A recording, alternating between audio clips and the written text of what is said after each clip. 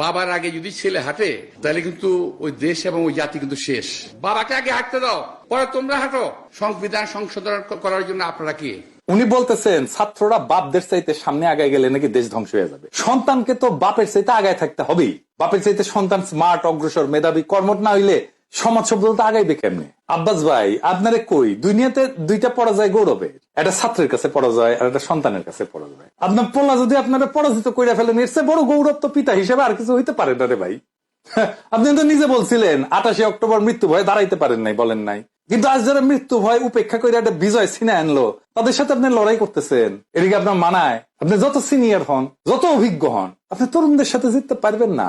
ছাত্র জনতা তাদের সর্বোচ্চ শক্তি, সাহস এবং বিপ্লবীপনা দিয়া হাসিনার মতো একটা দানবরে উৎখাত করছে, ফ্যাসিবাদী দানবরে। এই যে আইন ব্যবস্থা তৈরি করছিল সেটাকে উৎখাত করছে। অনেক পুলিশ মারা গেছে। জনগণ দেখাই দিছে যে সার্বভৌমত্ব, জনগণের ক্ষমতা, এটা সংবিধানে থাকে না, গণভবনে থাকে না, জাতীয় সংসদে থাকে না, কোথাও লেখা থাকে না। এমনকি মির্জা আব্বাসের বলা যে সংবিধান কি এটা রাতখাতা, আসলেই রাতখাতা। কারণ সংবিধান তো সার্বভৌম না, ক্ষমতা হচ্ছে জনগণ, জনগণ সার্বভৌম। জনগণ না চাইলে রাষ্ট্র শাসন করার ক্ষমতা কারো নাই। এমনকি পুলিশ যদি জুলুম করে, জনগণ তাকে শাস্তি দিতে পারে। সেই শাস্তি কত নির্মম, ভয়ানক হইতে পারে আমরা এটা দেখছি।